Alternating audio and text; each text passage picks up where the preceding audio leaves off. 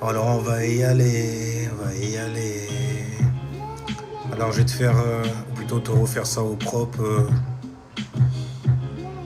au lit. Ascendant Gémeaux. On va se faire une petite préparation pour la pleine lune en poisson. Je vais passer directement dans ton printemps. Maison 1, maison 2, maison 3. Donc ce qui est en train de naître en toi. Donc là, on va baisser un peu de son, gars. C'est l'une des saisons les plus actives pour toi qui concerne ton identité. Donc la maison 1, tes possessions, la maison 2 et ton environnement familier, ta maison 3. Il y a Mars en cancer dans la maison 1 là. Donc il y a Mars qui traverse ta maison 1 là, en cancer. Donc tu peux être très réactif, impatient, susceptible, défensif, moins motivé en tout cas à reprendre ta place. Et c'est justement malheureusement ce qu'il va falloir faire face pour toi. Ne t'efface pas.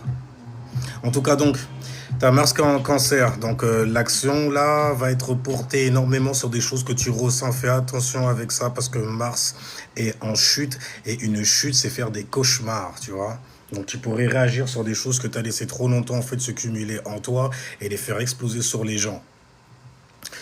Autrement dit, tu vas ressentir quelque chose et tu vas certainement te mettre à réagir dessus et c'est là en fait que le piège se trouve justement et c'est ça qu'il faut, j'ai envie de te dire, surveiller.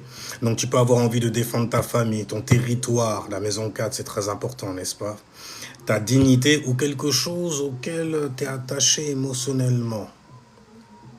Si jamais ça slide, maison 4, tu sais, c'est la vibration de la maison 4, le cancer. Donc forcément, quand on parle de famille, on parle d'enfants aussi, forcément. Donc, avant de répondre à quelqu'un, parce que là, on parle de Mars qui est en cancer, demande-toi, est-ce que tu es réellement attaqué ou est-ce que quelque chose t'a simplement touché? Si jamais, en fait, c'est le deuxième, mon gars, ne va pas dans cette direction-là. Réfléchis bien avant de réagir, surtout personnellement, parce que c'est des choses qui concernent la maison 1, donc ça concerne ta personnalité. C'est très perso, au final. Donc, Mars en maison 1 doit te redonner en fait de la volonté, pas te rendre prisonnier de tes réactions. Maintenant, on a Soleil, Mercure, Jupiter aussi qui tombent dans ta maison 3. Il y a le Soleil qui est en Vierge, Mercure, Lion, Jupiter, Lion. Laisse-moi vite fait regarder les choses, elles correspondent. Normalement, Mercure est en Lion. Again and again and again and again. Ah oui, on voit ça. Avant d'aller plus loin. Oui, c'est ça, à 28 degrés. Donc, pratiquement aller dans le signe des Vierge.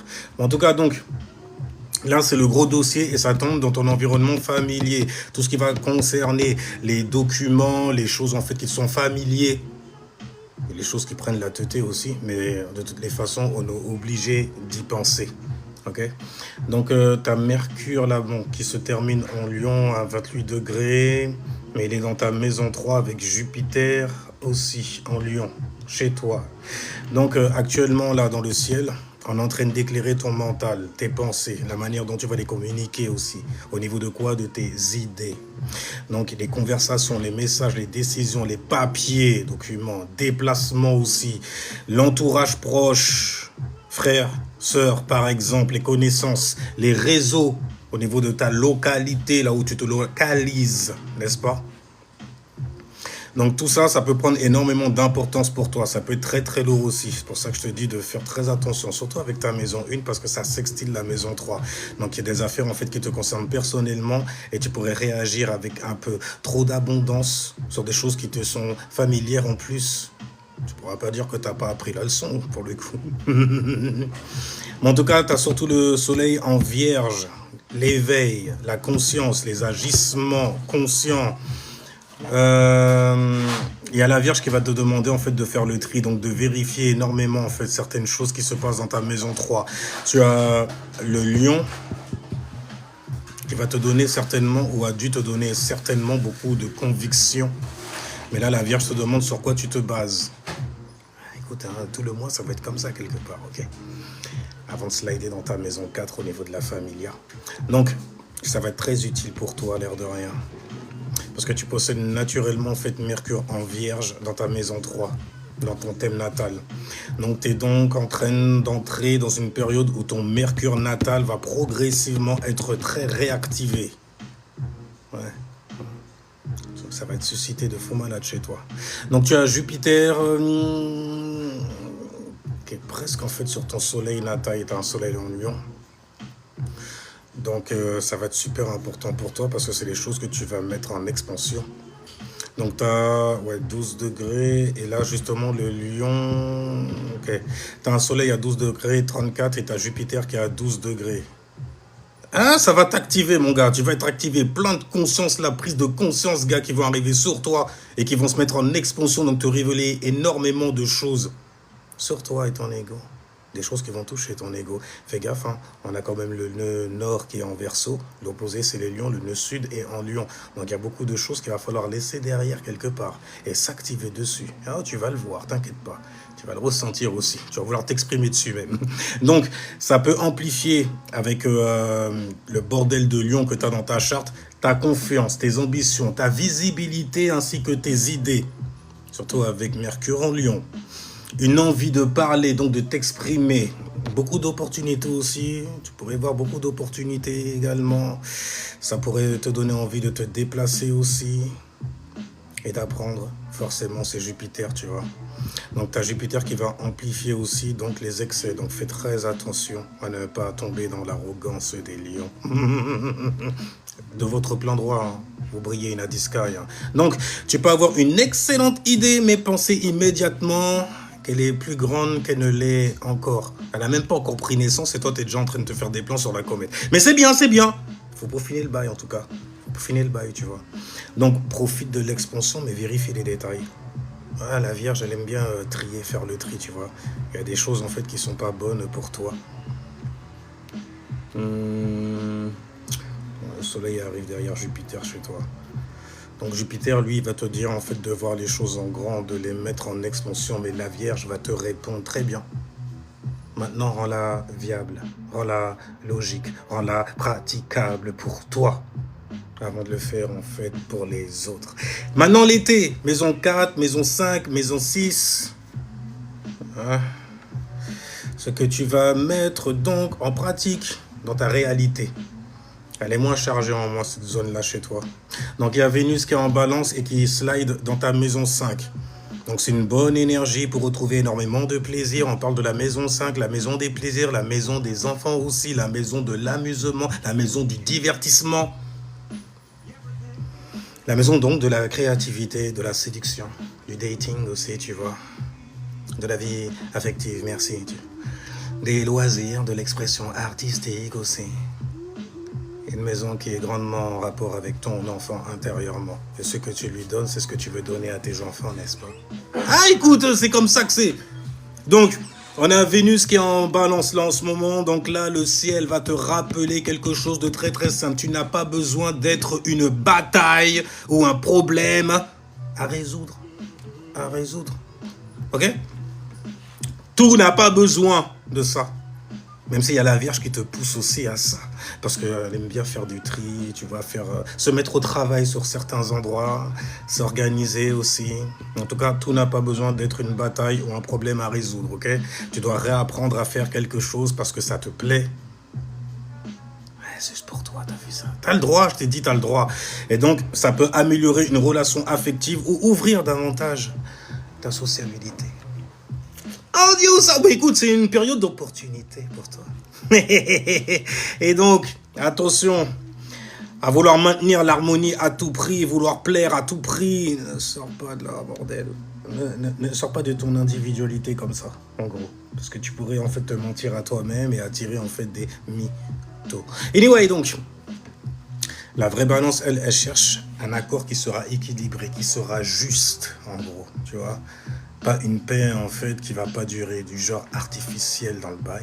Maintenant, l'automne, ce qui tonne quand ça tombe dans ta maison 7, 8, 9, 7, 8, 9. T'es bilingue de toutes les façons, on sait as. Donc, l'automne, c'est ce qui doit profondément se transformer. N'est-ce pas? Surtout quand on parle de la maison 8, mon gars. Anyway, et d'ailleurs, on va en parler. maintenant. Donc là, c'est beaucoup plus sérieux pour toi parce que tu as Pluton qui est rétrograde en Verseau dans ta maison 8. Donc Pluton, là, il va travailler dans ta maison 8, dans la maison des secrets, de l'argent partagé, des dettes, des dépenses aussi. Fais attention à ça. De ton intimité, fais attention à ça aussi. De ta confiance en toi, c'est bon pour toi ça. Alors, du pouvoir, du contrôle, de l'engagement financier et ou émotionnel également. Comme quoi les émotions, en fait, c'est les premières ressources que tu as. C'est pour ça que les émotions, c'est la lune et qu'elle est en exaltation dans le signe qui est lié aux possessions nées de la maison 2 et qui est, j'ai nommé les taureaux. Bah ouais, gros. Oh shit. Bah ouais, gros. Les taureaux, ton argent, donc ton corps, tes secrets. Vu qu'on parle de la maison 8. Et bref, donc...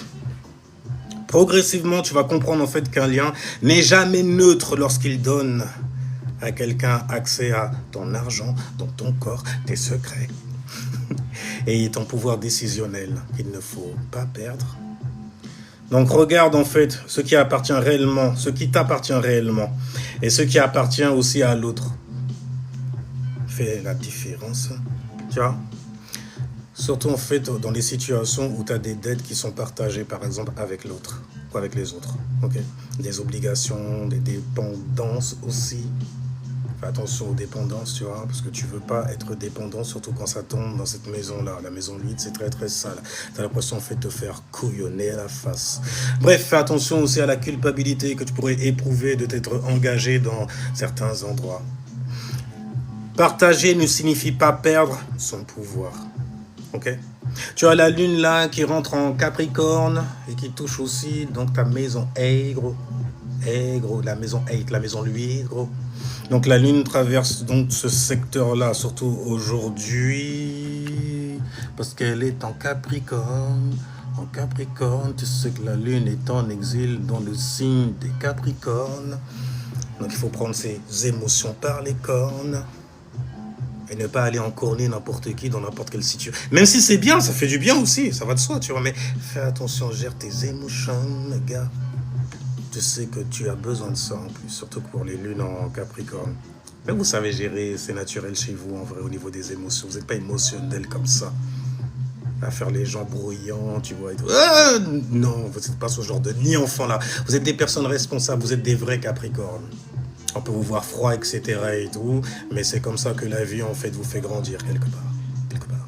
Quelque part. Donc, émotionnellement, tu peux ressentir beaucoup plus fortement les questions de responsabilité, d'argent, de contrôle et de sécurité aussi.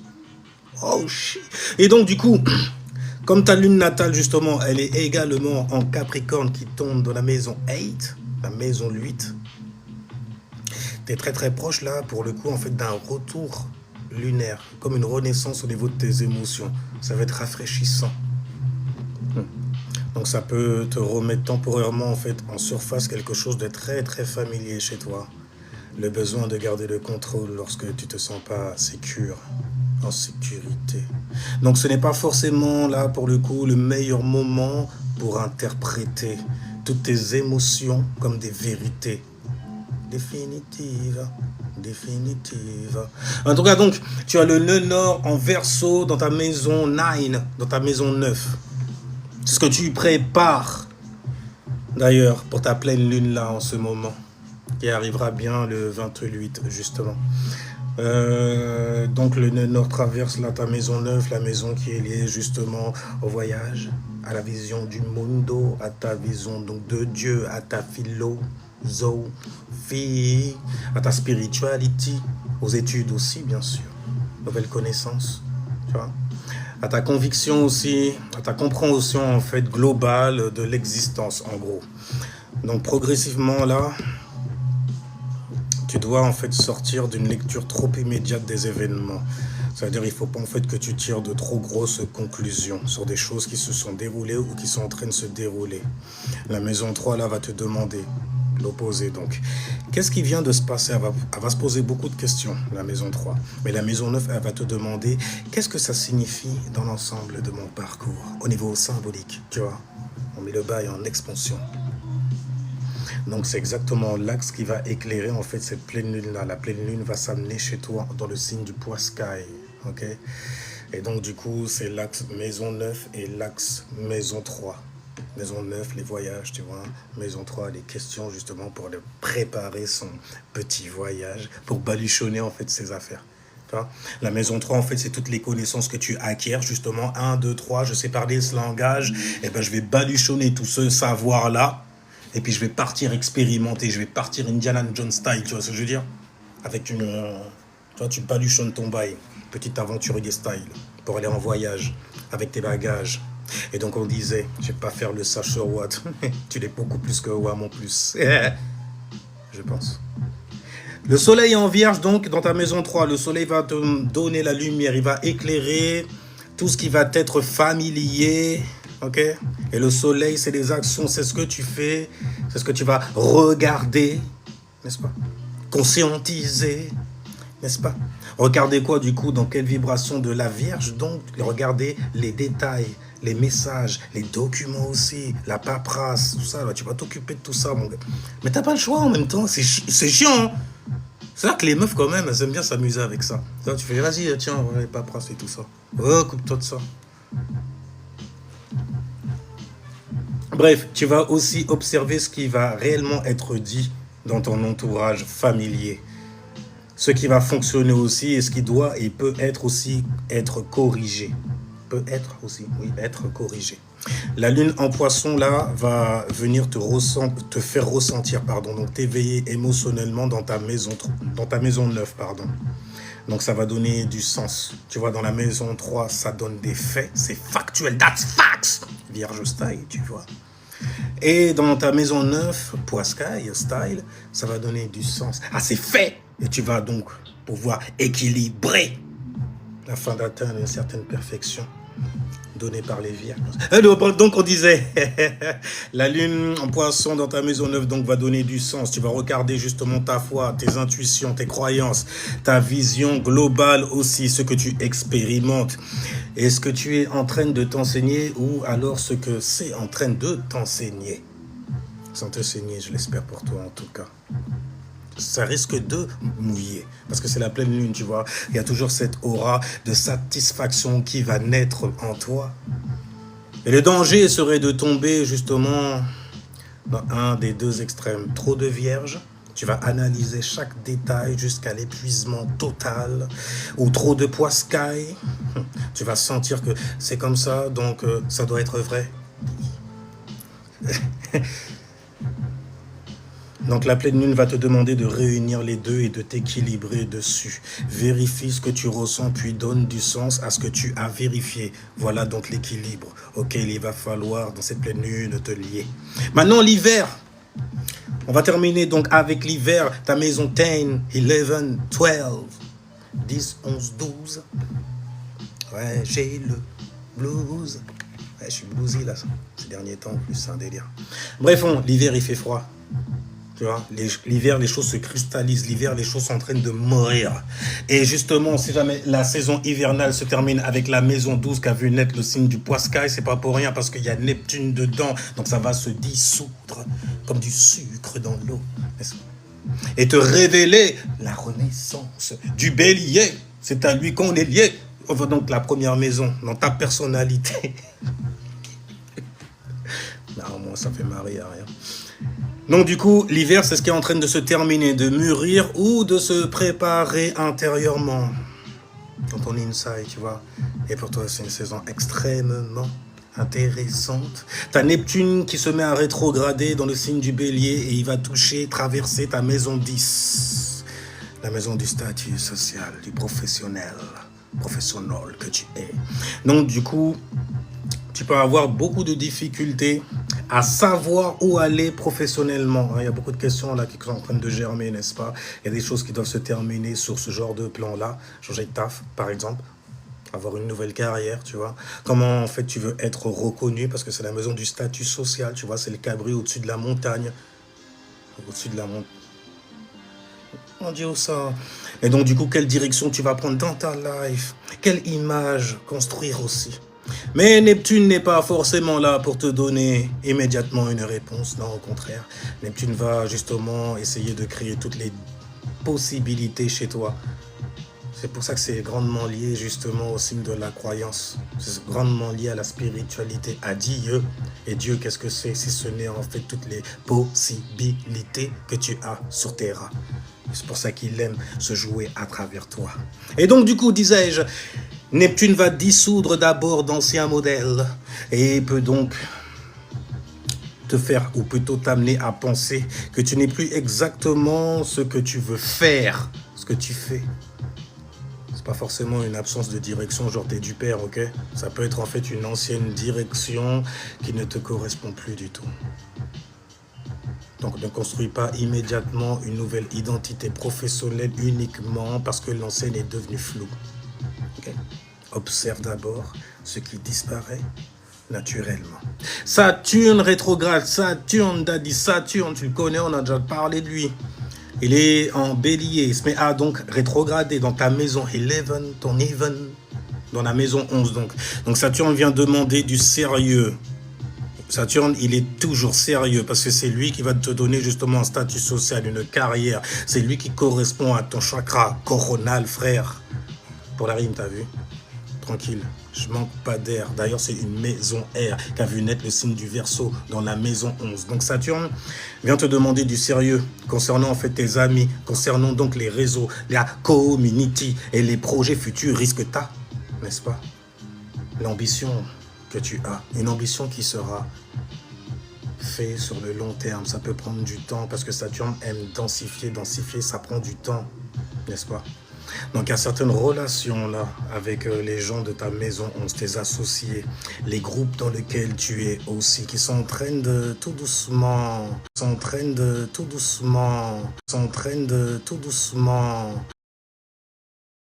problème technique, j'avais plus de batterie, mais c'est pas grave, on est reparti.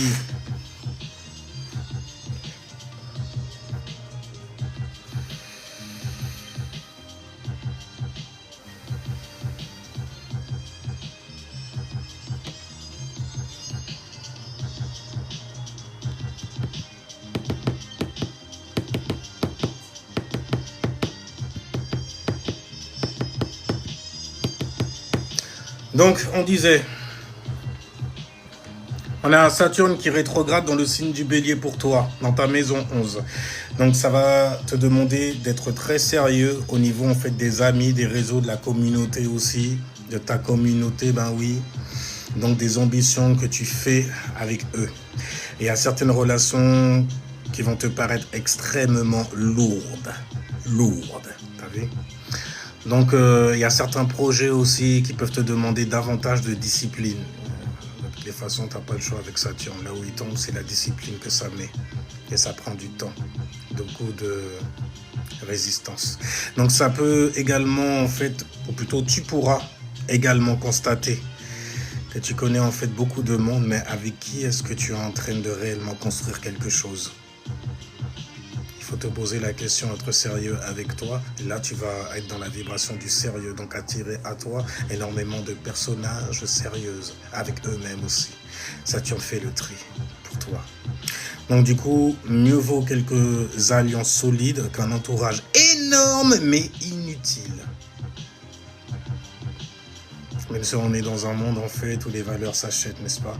Le plus t'es lourd, le plus il y a de monde et le plus tu vaux quelque chose, soi-disant.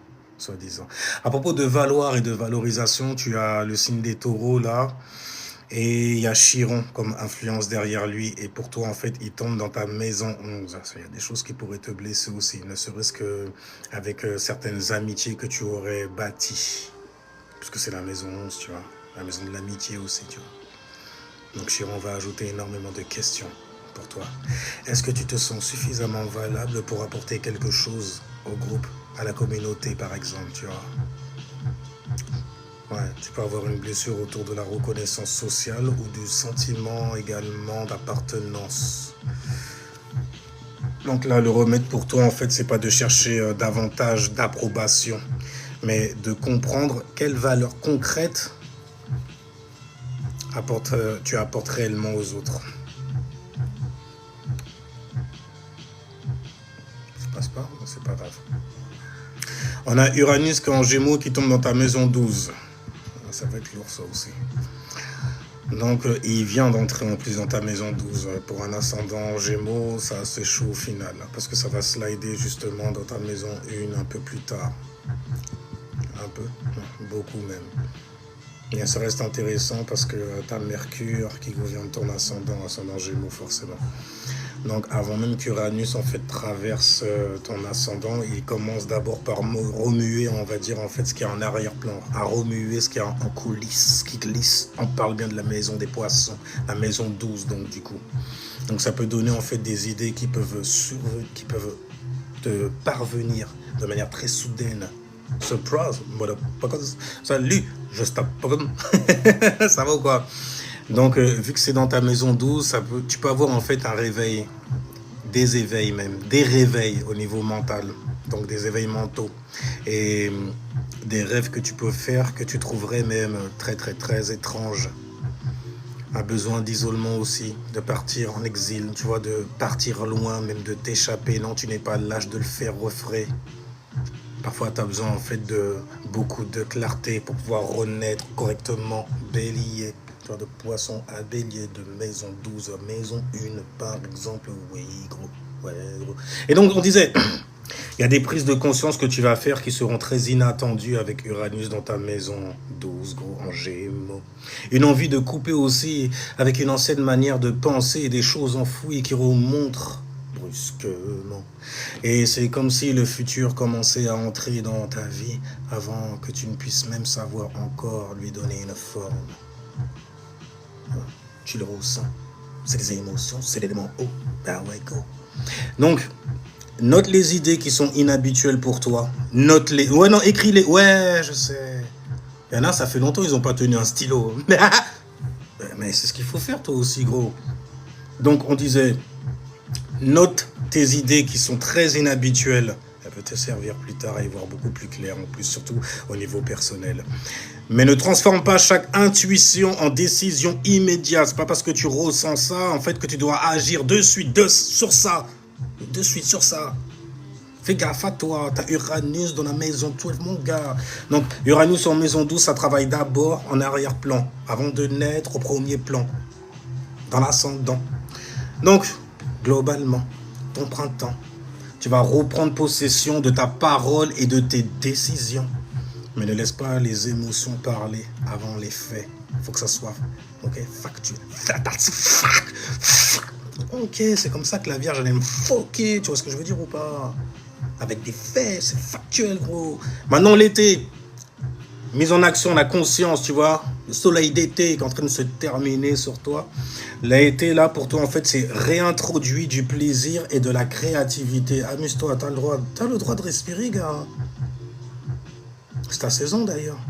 On a tous une saison où on peut s'amuser, une saison où il faut travailler aussi. Tu vois, mais là, tu es dans une saison quand même où tu peux te permettre de t'amuser. Bien carré, bien carré. De toute façon, avec ta lune, ça ne te donne pas le choix, vraiment. Donc, on disait, l'été, tu réintroduis du plaisir et de la créativité. Tout ne doit pas servir à survivre ou à résoudre un problème. Parce qu'il y a des gens, ils sont en mode survie H24. Tu les as grillés, toi aussi. L'automne. Ils passent à côté de leur vie, c'est chiant. L'automne, donc, tu transformes ta manière de partager ton pouvoir, ton argent, ta confiance. Et surtout, tu distingues ce que tu sais de ce que tu crois. La croyance, ça a bon dos. Hein. L'hiver, pour se tromper surtout, pour tromper. Alors, l'hiver, les choses sont en train de se dissoudre. Se dissoudre, se dissoudre. Et donc, du coup, tu acceptes de ne pas encore connaître tout de suite. Et même la suite. Tu vois, ta carrière, tes projets et ton inconscient aussi sont en restructuration. Tu vois, n'oublie pas, tu as le bélier qui est derrière toi, tu es ascendant Gémeaux gars. Ascendant Gémeaux gars, donc le bélier derrière toi, dans ta maison 11, au niveau de tes assos, c'est gros. Donc fais attention. Maintenant pour la pleine lune en poisson. Non, je vais te donner 4 seulement. Parce que sinon, ça fait une longue tirade et j'ai pas le temps pour ça. Donc, le petit exercice pour toi, c'est écris les faits. Qu'est-ce qui objectivement est vérifiable, tu vois? Ouais. dos. Écris ton interprétation de ces faits. Qu'est-ce que tu imagines ou supposes à partir de ces faits? Tu vas être factuel de fou malade. Press, tree of life. Écris la croyance derrière. Pourquoi cette situation signifie-t-elle quelque chose pour toi? Okay? Number 4. Et c'est 4.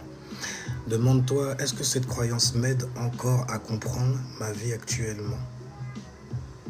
On est toujours dans number 4. Parce que là, la pleine lune, en fait, va te demander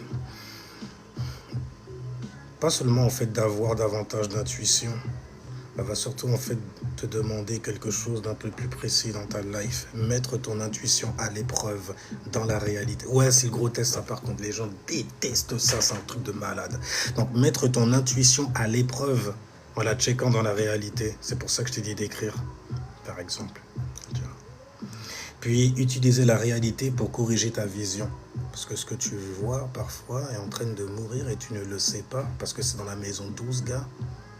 Inconsciemment, c'est en train de se dissoudre pour justement faire naître une vision réelle. En tout cas, le message central pour toi au niveau donc de ta saison actuellement, c'est Jupiter sur ton soleil natal qui t'ouvre des possibilités de mettre en fait certaines visions en expansion. Si jamais tu les vérifies avec le soleil en vierge qu'elle a et la sky, rien que pour toi. Donc le soleil en vierge va te demander justement de faire le tri, histoire que l'expansion soit plus facile, fluide. Ouais. Et la pleine lune en poisson, pour parler de fluidité, va te demander ensuite de comprendre lesquels ont réellement du sens pour toi. Pour la suite, mon gars. Je vais terminer ce live là et je vais aller en fait sur une autre charte là en 2 spi. Je vais résumer ça en 2 spi. Alors à tout de suite, je vous dis ciao, puis c'est rester ça spirituellement. Ouais, on tue le mensonge, comme